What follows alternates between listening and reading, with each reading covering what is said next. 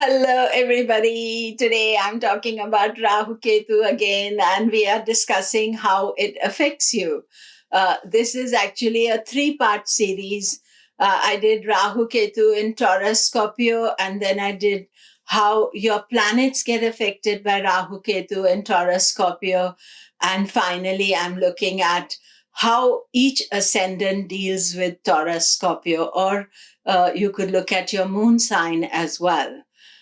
So, how does it affect?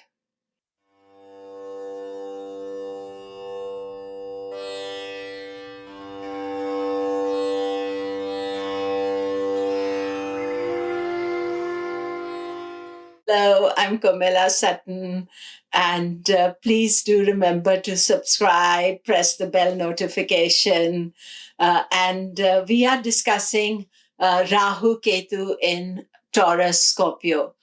So it takes 18 months for Rahu Ketu to change signs, and Rahu Ketu exaltation. Both of them are exalted in Rahu in Taurus, Ketu in Scorpio. So this is a very positive indication. However, Rahu and Ketu are both described as demons. So they can have some demonic energy even though they are exalted and powerful.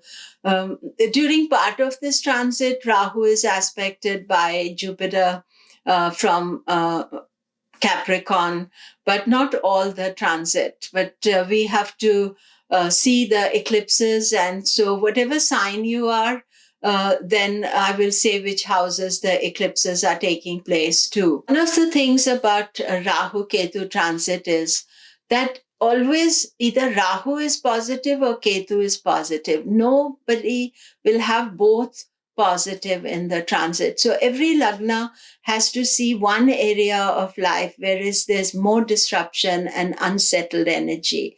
And so, if we are aware of it and take balancing action, that is good. And, with Rahu Ketu, they can be very aggressive and urging you to take action. And we have to try to stay calm and allow them to finish their transit before doing things. So, especially, we should not do things with fear and anxiety and reject everything in the way, but to think, okay, these are a play of energy, and let them play out their drama, and I will work out later. So let us start with the Aries. Uh, for Aries, Rahu is in the second house, Ketu is in the eighth house. So second house is house of money, finances, savings. Usually Rahu will be very positive there. And Ketu will be in the eighth house of transformation and change. So Ketu can bring some unexpected issues to light. And the second eighth house is also linking your finances with your partner or spouse's finances as well. So sometimes there can be a push and pull, or you can feel that financial issues can come up between couples. So it is important that you be very careful about, how you're sharing these expenses, how you're dealing with your individual financial issues as well. Taurus, of course, Rahu is in the ascendant and Ketu is in the seventh house. So ascendant is yourself and Ketu seventh house is relationship. So usually, whenever Rahu transits the ascendant, it's a time for yourself to be very prominent. But you can ignore spouses, partners. So it is important that you're not ignoring them and taking special care regarding paying attention to them. But this is also transformative energy because the eclipses will be in the first and seventh house. So self and relationships get affected. And you don't like change, but this can bring change. And change needn't be negative. It may be quite positive, and giving you some new opportunities. So be open to that. Gemini, Rahu is in your 12th house, Ketu is in the 6th house. So in the 12th house, Rahu is bringing expenses. It can bring foreign travel as well. It can create unexpected expenses. You want to spend money, and you have to be careful and keep a very tight lid on what you're spending, because what happens with Rahu is that those expenses can get out of control. You think I'm spending $10 or £10 or rupees, but suddenly it has become 100 and 200 or 1,000, and then it's out of control. So Rahu in the 12th, 18 months of watching your finances. However, Ketu is in the 6th. Ketu can overcome any competition. It's strong. Sometimes you'll get some strong competition. And but Ketu is a good transit in the 6th house. Cancer, Rahu is in your 11th house, Ketu is in the 5th house. So 11th house is an excellent transit for Rahu. It can bring money, finances, expand your financial area. So usually Rahu transiting 11th is very good. Now Ketu in the 5th house will be more complicated because it is to do with children, your creativity, Purva Punya. Ketu can block the Purva Punya as well. But there can be sometimes a disagreement with children, unexpected issues connected to them. So do watch out for it. Leo, Rahu is in the 10th house. So that is a great position professionally for you. Rahu will aim for success. It doesn't matter what it costs, because that's what Rahu's nature is. So by being in the 10th house, that is an excellent position for you. However, Ketu is in the 4th house. So 4th house is not easy. 4th house is home, mother, your own happiness. So Ketu can feel very unsettled and give you more unsettled emotional energy, and you may want to move home or change things, and things are not changing. So of the two, it's the Ketu transit that is more complex. Virgo, Rahu is going through your 9th house and Ketu is in the 3rd house. So as you notice with Rahu Ketu, always one of the transits is more positive. Now, 9th house is the house of higher knowledge, study. It is also about not studying or doubting the knowledge, spiritual knowledge, guru. But I've noticed when Rahu transits the 9th house, we are very obsessed about learning. And Rahu is quite an obsessive planet, so he can make you, oh yeah, I should do more and more. I'm not doing enough. So from that point of view, it's good. You need to watch that there may be ability to get the wrong advice or be with people who are giving you the wrong advice. So that is important for Virgo. And 3rd house Ketu is good. Initiative, ideas. Ketu can give very unusual, unconventional ideas to you by being in the 3rd house. However, 3rd house is the house of siblings and younger brothers and sisters, and Ketu can bring some old dispute out. So be careful about that. And Rahu being in the 9th house, there may be some issue between self and father, siblings and father issue that can come up during this transit. Libra, Rahu is in your 8th house and Ketu is in the 2nd house. 8th house is house of transformation, change, secret knowledge. Rahu in the 8th, even though he is exalted and powerful, can sometimes encourage you to go in the wrong direction. So you have to be a bit careful about that. And Ketu in the 2nd house is not interested in saving and looking after finances. And can bring expenses, or you can think, oh, I can spend money, it doesn't matter. I would say for Ketu, you do need to watch out for how you spend, and while Ketu is transiting your 2nd house. Scorpio, of course, Ketu is going through your ascendant. If you're Scorpio moon, through the moon. But Ketu is very much at home in Scorpio. It is exalted, it is powerful. And exactly when Ketu transits over your ascendant degree, it's about a month that you have to watch out for. Otherwise, Ketu can be quite inspirational and also encourage you to be more spiritual.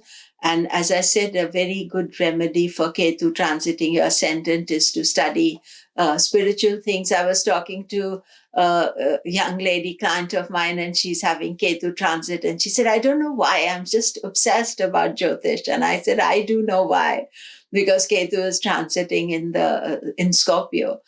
So that is important. These are remedies you can study, not if you not interested in Jyotish. I presume you are, because you're listening to me, but you can do yoga, Vedanta, other spiritual disciplines as well.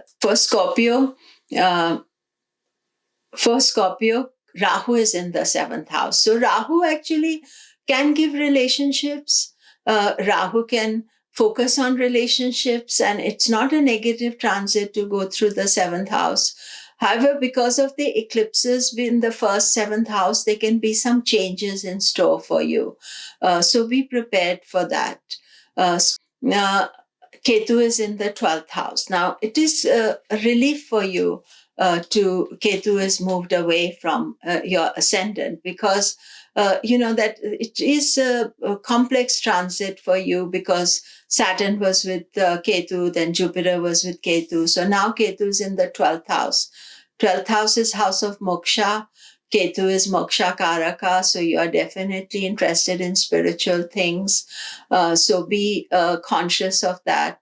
But at the same time, 12th house is house of expenses. So Ketu will be encouraging you to do expenses. I would say that what would be good for you is to give something to charity. 12th house of charity, very good to do.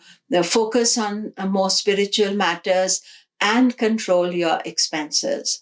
Ketu is in the 12th house. It is not going to give you any boundaries that this is what I'm going to spend. And Rahu in the 6th, it's a good transit. Rahu will be able to overcome competition, will be very ambitious and strong. Capricorn, Ketu is in the 11th house. Rahu is in the 5th house. Now, Ketu in the 11th is going to create some difficulty for finances for you, earnings, and especially be aware that for Capricorn, Saturn is transiting Capricorn. So, you have a lot of pressure on you because Saturn is transiting, even though Saturn is strong. And I'm going to make a Saturn video soon, so watch out for that. But Ketu being in the 11th house of finances, Ketu is not interested in earnings, profits, things like that. So Ketu can give quite a lot of ups and downs. And then Rahu is in the 5th house. It's very focused on creativity, ideas, children. You may be too obsessed looking after your children, so sometimes give them some space.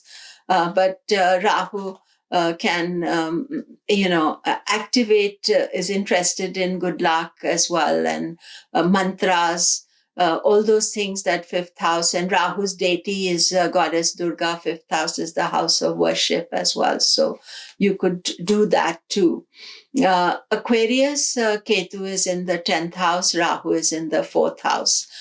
Now, this is a complex situation. Rahu in the 4th will make you desire, where do you want to live? What do you want to do? And Ketu in the 10th will be dissatisfied with work. Although Ketu in the 10th is a very good transit, but I noticed that Ketu in the 10th, we can think, I want to give up my work. I don't want to do that. And I would say be careful about that. You don't want to give up everything. You may want to change some aspects, trim your tree of life, not totally let go of it. And don't change career with Ketu there. Of course, the eclipses are happening in 4th and 10th house for you. So that may be an aspect. And then home, where do you want to live? you want to move somewhere else. You are very much obsessing about your home, obsessing about happiness. And remember, happiness, you can be happy in whatever circumstances. We don't need ideal circumstances to be happy. It is important that you don't over focus on it, and especially don't focus on things that are making you unhappy, because that is what Rahu will do. Pisces. Rahu is in the third house, Ketu is in the ninth house. Now, Ketu in the ninth is definitely desiring more higher knowledge, spirituality, and it can be looking at something unusual, not conventional type of study. And definitely Ketu in the ninth can make you, desire to study Jyotish, Vedanta, spirituality, all those things. But it can also bring some complication in relationship with people in power, with your father and guru as well, because you can disagree. Rahu in the third house is a very good transit. It is going to give you a lot of courage and confidence to do things and be unusual and organize different areas, because third house is the house of initiative, and Rahu has a lot of initiative.